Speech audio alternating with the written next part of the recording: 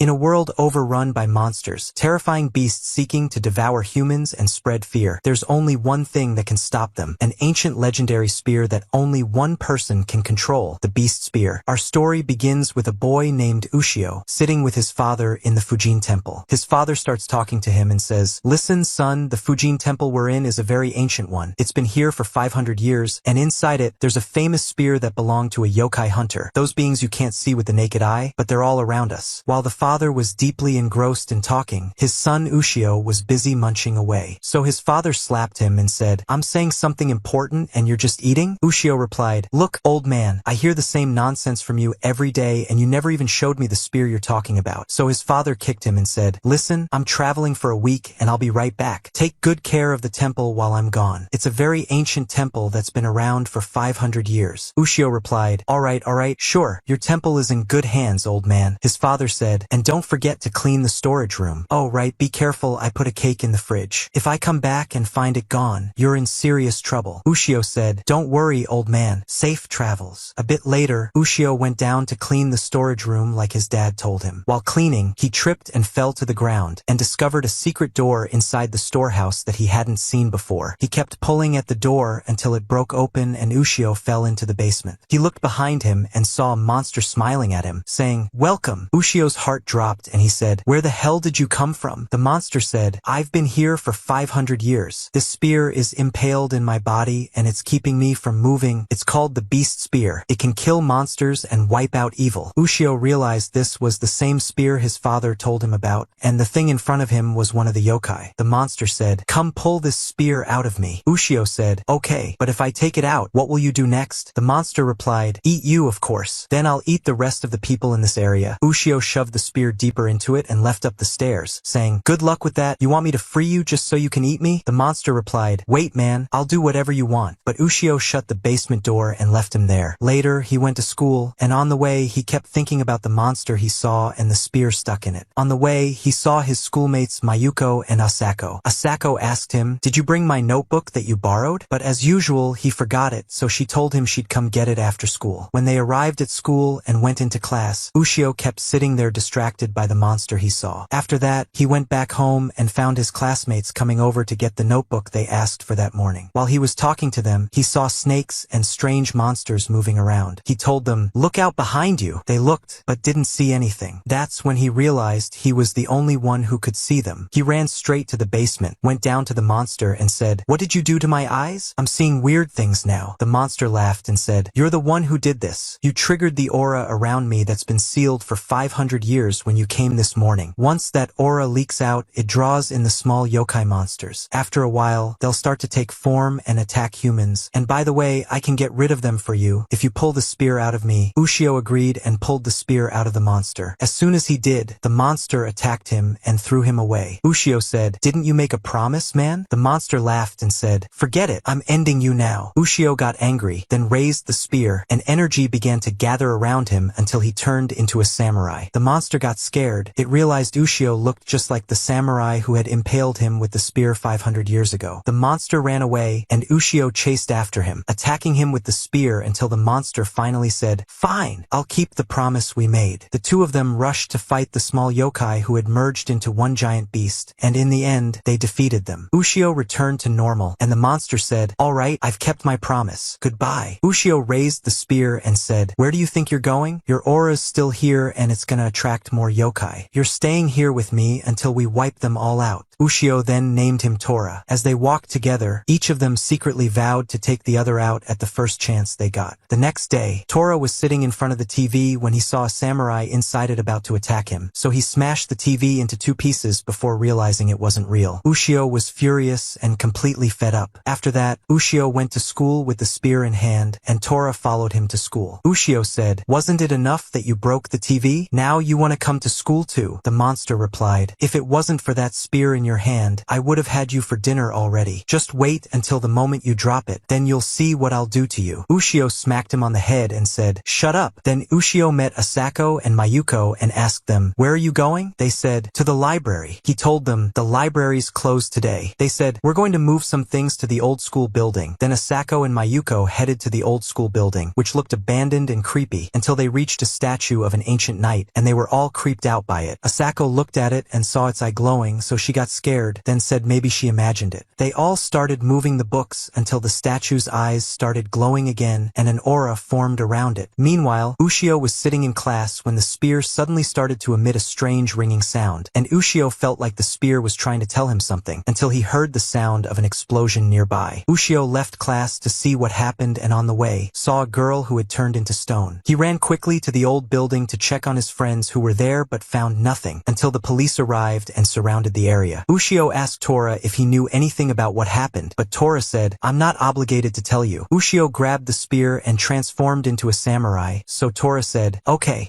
I'll tell you, there's a monster called the Stone Eater. It lives in books and old tools. It drags people into its world, turns them into stone, and eats them. After that, the police kept searching the old building for any clue but didn't find anyone, only to later discover that Asako and Mayuko were trapped inside a barrier, calling out to the police who couldn't see them. Then the Stone Eater appeared and had already turned them into stone. Ushio entered the building quickly with Tora, grabbed the spear and transformed into a samurai, broke the stone barrier, and charged at the monster with his spear. But in the end, the monster managed to grab him and slam him to the ground, and the beast's spear flew away from him, so he turned back into human form. Ushio looked around and saw all his classmates had turned into stone. The monster laughed and said, you're next. Tora noticed the barrier was closing behind him, so he quickly ran out and said to Ushio, see you around. Whoever gets caught by the barrier, the Stone Eater finishes him off. Ushio said, forget about me, just save my classmates. Don't worry about me. So Tora decided to help. He rushed in and pulled out all of Ushio's friends from the barrier. The Stone Eater attacked Tora, but Tora dodged all its strikes and looked at Ushio, realizing he was almost turned to stone. Ushio said, too bad. Looks like you're not the one who'll eat me. Tora screamed, nobody here gets to eat you except me. He stood at the barrier to stop it from closing, but the Stone Eater attacked and pinned him down. Ushio looked at the spear and said, I just need one strike and I'll finish this monster. The spear began to shake, then suddenly flew toward Ushio, broke the stone on him, and then rushed to the barrier and stopped it from closing. Tora realized that Ushio had learned how to use the spear, then looked at the Stone Eater and said, watch what I'm about to do to you. He fired a lightning strike that destroyed the monster and leveled the place. Ushio and Tora got out, but suddenly the monster turned into a giant centipede. Tora said, strike its eye quickly with the beast spear. Ushio grabbed the spear and ran to its eye, killing the monster. And just like that, Ushio defeated his first monster, the Stone Eater. The next day, we see Ushio's father sitting with him again while Ushio was busy eating. His father told him that long ago there was a battle between a samurai and a monster that lasted 5 days, until finally, the samurai managed to pin the monster to a rock using the beast spear. The monster was sealed in the rock, and people built a temple over it. That samurai became the head of the temple, and that's our family story, so never, ever open the basement door. Ushio cut him off and said, I want another bowl. His father grabbed him and said, I'm telling you never to open the basement, and you're saying you're hungry? Ushio laughed to himself and thought, good thing he doesn't know what I did. He left, but his father saw the spear in his hand and said, oh no, don't tell me that's the beast spear in your hand. Ushio, still walking, replied, don't worry, this isn't it. Tora looked at him and said, you're such a liar. His father froze in place, stunned by what he saw. Later, Ushio went to an art museum and kept looking at the paintings. He was really impressed by the works of the artist Hanyu and stood in front of the last piece Hanyu painted before he died, a painting of his daughter. Asako said, I feel like I've seen that girl before at school. Then they all left except Tora, who kept standing in front of the painting saying that the one who painted it died hating humans and probably turned into a monster in the end. After that, Ushio went to school, running up the stairs, when an older student tripped him and then started beating him up. A girl passed by and said, leave him alone. Hit me instead. Even if it kills me, I don't care. Then we find out that her name is Reiko, and she wants to die so badly that she's tried to take her own life 4 times. Ushio looked at her and realized she was the same girl in the painting he saw earlier at the museum. He was shocked that she was really the daughter of his favorite artist, Hanyu. After school, he followed her and told her, I'm a big fan of your father's art. She replied, yes, my father was a painter, but he's dead now, and don't you dare come near me or you'll die. She left him and walked away. Ushio Ushio chased after her, but suddenly a truck came speeding toward him, about to run him over. He quickly drew the beast's spear and sliced it in half, only to discover it wasn't a truck. It was a monster trying to kill him. Later, Reiko arrived at her abandoned house and stood in front of her painting, saying, "Enough, Dad. Stop what you're doing. I'll be joining you soon." Then Ushio went to Asako's house to ask her if she knew anything about Reiko. She told him Reiko came to their school in first year. She was always alone and distant, and anyone who tried to get close to her would end up dying in an accident. Then Reiko tried to end her life because she believed she was the reason for the accidents. When Asako tried to get closer to her, Reiko said, "Stay away from me or you'll die too." While they were talking, something fell from the sky toward Asako and almost killed her. Reiko said, "I'm sorry, it's all because of me," and ran away. Asako told Ushio, "Do you still want to meet her after what you heard?" He replied, "I'm not afraid of stories like that," and left. On the way, he ran into the older student who had beaten him up earlier. The guy told him, "You better stay away from Reiko." Ushio said, "It's none of your business." Then they started fighting and both fell to the ground. The guy began telling him about Reiko. He said that one day, he went to her house and saw a terrifying sight, her father's face turning into a demon while he was painting. He got scared and left quickly. A few days later, he heard that her father had died. Then we see the painting in Reiko's house. It's a cursed painting. Her father, the painter, turned into a demon that lives inside this painting. His only goal is to stop anyone from getting close to his daughter Reiko and to keep her all to himself. Then we go back to Ushio, who went to school and saw Reiko standing alone, not talking to anyone. He went to her and said, "Why are you sitting alone? Come hang out with us." She told him, "Stay away from me before you die," but he insisted she come with him. The moment she agreed, a strong wind blew and a demon's hand appeared from her, hitting Ushio in the back and throwing him away. Suddenly, Reiko's demon father appeared and told his daughter, "Don't be afraid, I'll protect you." He looked at Ushio and attacked him to kill him. Quickly, Tora came to the rescue, cut off the demon's hand, and said, "No one gets to eat Ushio except me." Then Tora fired a lightning strike that hit the demon, and the demon fled. Reiko said, "I'm sorry, all this is because of me and I'll end it myself," and ran toward her house. Ushio followed her and found her standing on the roof, about to jump off to escape her father. She jumped, and Ushio threw the spear to support her, then ran to the window with the student he had fought with before. They managed to catch her just in time. Reiko looked down and saw her father saying, "I'm here, come to me so we can be together." Ushio looked at her and said, "You won't live alone anymore. There are two of us here who'll help you, so it's your choice." Reiko decided to go with them. Her father was shocked by what his daughter did and saw it as betrayal. He grabbed her and pulled her into the painting with him. Ushio followed with the beast's spear and tried to stab him, but it was useless. The demon grabbed him and said, "You'll be buried with me in the painting," and pulled him in. But Tora showed up at the right moment, pulled Ushio out, and then jumped into the painting and attacked the demon. Tora looked at Ushio and said, "Stab the painting quickly to kill him." Ushio jumped toward the painting to stab it with the spear, but Reiko stood in front of it and the strike hit her. Ushio was shocked, but Tora said, "That spear doesn't kill humans." Reiko fell, and the demon inside the painting died. Reiko cried for her father. Then they looked at the painting and found that it had returned to color and lit up again. The next day, we see an old man shouting, trying to warn the workers in the area not to move the stone because underneath it are sealed monsters. But none of the workers cared about the old man or what he was saying, and they moved the stone anyway. At that moment, 5 monster heads were released. They had been sealed under the stone and now attacked the workers, destroying the entire place. Then the monster heads said, "We must take revenge on the woman who sealed us here. We must get revenge on Hizaki who locked us away." Then we see Ushio in the bathroom, and Tora felt it was his chance to eat Ushio since he probably left the spear outside. But Ushio had the spear with him and smacked Tora on the head with it. When he came out, he found a note from his father on the table saying, "Don't come looking for me again." Ushio remembered what happened with his father yesterday. Then he saw the news on TV about the construction worker deaths. Ushio got angry, grabbed his spear, and told Tora, "You're the reason those workers died yesterday." Tora said, "I don't know what you're talking about. You're accusing me of something I didn't do." But Ushio attacked him and Tora fought back. In the end, Tora left and said while walking, "I haven't eaten a human in 500 years. Time to go find someone to eat." But while on his way, a truck came and slammed him into a wall. Tora got angry and burned their cars. As for Ushio, he kept walking and said, "I won't let Tora roam the land and threaten people's lives." He reached the site of yesterday's accident and saw the old man explaining to the police what happened. But the officer ignored him and shoved him, causing him to bump into Ushio and drop his book. Ushio looked at the book and saw a girl that seemed familiar. The old man said, "Her name is Hizaki. She died a long time ago. Ushio felt she looked like Mayuko from school. The old man then said that long ago, there were monster heads that spread fear and death among people. Then Hizaki came and sealed them. Since then, the monsters have vowed to take revenge. The old man's grandfather was there when Hizaki sealed the monsters. She told him to spread the word and make sure no one ever removed the stone, so the monsters wouldn't escape again. But now the monsters are free and will do anything to take revenge on Hizaki. Ushio asked the old man, if they saw someone who looked like Hizaki now, what would they do? He said, they'd kill her for sure. Ushio got worried about Mayuko and tried calling her, but she didn't answer. Meanwhile, Tora was walking and saw Mayuko. He decided he would eat her, but suddenly he felt there were other monsters in the area. Then the monster heads appeared and attacked Mayuko, thinking she was Hizaki. But suddenly, Ushio appeared with the beast's spear and told her to run. Then he attacked one of them, but the others managed to grab him and throw him onto a car windshield. They chased after Mayuko, thinking she was Hizaki. She kept running, not understanding what was happening, until they caught up to her and she fell from a window. They were about to eat her, but Tora saved her at the last second and said to the monsters, how dare you go after my meal? This girl is mine. The monsters told him, give us Hizaki or we'll eat you with her. One of them attacked Tora, but Tora killed him with one blow. Then another one tied Tora up and told the others, go get Hizaki before she escapes. Tora laughed and said, you guys want revenge on someone who doesn't even exist? Hizaki sealed you ages ago. She's dead now. Then he broke free and killed the monster that tied him up. The other three reached Mayuko and said, finally, we found you, Hizaki. Mayuko felt something was wrong and said, I'm not who you're looking for, but they attacked her. Tora showed up and said, you messed up my food? Then he grabbed them all and fired a lightning bolt, killing them all except one, who escaped and said, I have to kill Hizaki. Ushio arrived just in time and killed him with the beast's spear. Then Ushio looked at Tora and apologized for accusing him before. After that, they started arguing again. In the end, Mayuko thanked Tora and gave him a burger as a gift for saving her. The next day, we see a monster hunter named Hayu standing in front of two people. He told them, you killed an innocent child and must be punished. You're monsters disguised as humans. The two people attacked him, but Hayu blocked their strikes and killed the first monster. The second ran, but Hayu caught up and killed him too. Then Hayu said, I've been searching for the monster for 15 years and still haven't found it. He looked at the TV and saw news showing a monster caught on camera. The image was taken in Japan. When Hayu saw Tora, he said, that's the monster I've been searching for. I must go to Japan. Then we see Ushio sleeping and Tora attacking him in his sleep, but Ushio woke up quickly and grabbed the spear. Tora said, just wait. The moment I find you without that spear, I'll finish you off. Then Tora scratched his face and ran away. And we go back to Hayu, who went to the airport. The security officer checking the bags found knives with him, but Hayu used his eyes to enchant the officer and managed to get through. As he walked on the street, he saw two men harassing a child, and the boy was screaming. Hayu attacked them and was about to kill them if Ushio hadn't arrived just in time and said, that's enough, you'll kill them. Hayu looked at Ushio and saw that the monster he was looking for, Tora, was with him. Hayu didn't waste a second and attacked Ushio, shouting, where's the monster? Then he grabbed Ushio's leg and slammed him to the ground, saying, don't lie to me. Where's the monster with you? Ushio replied, after what you just did, you still expect me to answer you? Hayu said, I'll make sure you answer me, and raised a knife to him, but the beast's spear saved Ushio at the last second. Hayu then apologized and said, there's no way the wielder of the beast's spear could be a bad person. Ushio said, I don't understand anything. Who are you, and what do you want? Hayu said, my name is Hayu, I'm a monster hunter, and then pulled out a photo of Tora and asked, can you please tell me where to find this monster? Ushio asked, why do you want him? Hayu replied, that monster ruined my life. 15 years ago, I had a happy family. I had a beautiful little daughter whom I loved deeply. One day, I came home and found no one there. Suddenly, a monster, just like Tora, attacked me after killing my wife and daughter. That day, Hayu decided to train hard so he could take revenge on the monster that destroyed his family. Ushio felt sad hearing what Hayu said, but thought to himself, Tora was trapped in our storehouse for 500 years. How could he attack someone 15 years ago? Something doesn't add up. He was about to tell Hayu it wasn't Tora, but then he remembered Tora attacked him and scratched his face earlier that morning. So he thought, why not let this guy take care of Tora for me? That way I'll be rid of him. Then he said to Hayu, yeah, I know him. Go finish him off. Hayu went to Tora's location and shouted, I know you're here. Show yourself. Tora appeared and said, you seem like a strong human. Hayu said, finally, today's the day I take revenge after 15 years. They both charged into a fierce battle, neither able to beat the other. Tora attacked with lightning, but Hayu managed to neutralize it. Meanwhile, Ushio started feeling guilty about what he had done to Tora. Hayu and Tora kept fighting until Tora fell to the ground and Hayu almost had him. Ushio came and stood in front of Hayu and said, "Tora didn't kill your family. He's been sealed in our storehouse for 500 years with the beast spear. It was another monster who did it. I was wrong not to tell you from the start." Hayu hit Ushio and said, "You mean I came all this way to Japan for nothing?" Ushio said, "It's not him. Look at my scar, it's from 4 claws, but yours is from 3. Hayu became furious and started hitting Ushio again, shouting, "I have to kill this monster." Tora asked Ushio, "Why are you helping me?" Ushio replied, "Because you helped me before." Hayu charged at Tora, but Ushio stood in front of him and said, "What you're doing isn't revenge, it's murder." Then Ushio collapsed. Hayu realized his mistake, apologized to Ushio, and said, "I'll leave Tora to you. One day, you'll deal with him." Then he walked away. The next day, we see Ushio spending summer at the beach, happy and having a great time. Tora was also really happy because he felt the ocean was the only thing that hadn't changed in 500 years. Then he got annoyed because Ushio brought the beast spear with him even on vacation. A little boy named Tatsuya came and started throwing sand at Ushio's bags. Ushio grabbed him and asked, "Why are you doing that?" But Tatsuya ran away. Ushio returned to the shop and asked the old man about the boy, and they told him that since his mother died, he started acting strange. Meanwhile, Tora was having the time of his life, running toward the water until he felt someone watching him. He asked, "Who are you?" The monster replied, "Are you Nagato Bimaru?" Tora said, "That was my name 500 years ago. Show yourself now or I'll shock this place to bits." A sea monster appeared and said, "I've been living in these waters for a long time, and I wanted to ask you to help defeat a giant monster that's threatening this ocean. It was formed from the souls of people who died at sea, and all it wants is to devour humans and other monsters. I beg you to stop it." Tora agreed and went to see the monster. It was huge. Tora tried attacking it with lightning, but it didn't work. The monster grabbed Tora in its jaws and swallowed him, but the sea monster saved him just in time. Tora told him, "Go to a human named Ushio. Tell him we need his help." Then we see the boy Tatsuya throwing sand at their bags again. Ushio smacked him lightly on the head and told him to stop. Tatsuya ran off, and Asako chased after him, caught up and said, "Don't be upset with Ushio." They got on a boat together, but suddenly, the giant sea monster appeared and swallowed their boat. Meanwhile, Ushio felt someone calling him, and was approached by the sea monster who was with Tora. He told him, "Tora needs your help. He's trapped inside the sea monster's stomach." Ushio also learned that Asako and the boy were trapped inside too, so he rushed to fight the sea monster. When he saw it, he attacked with the beast spear, but it was useless. So Ushio decided to go inside the monster and defeat it from within. Tora saw Asako and the boy's boat being attacked by sea creatures. He quickly electrocuted them and saved the two. Then he brought them to safety on the boat and asked, "Do you know Ushio?"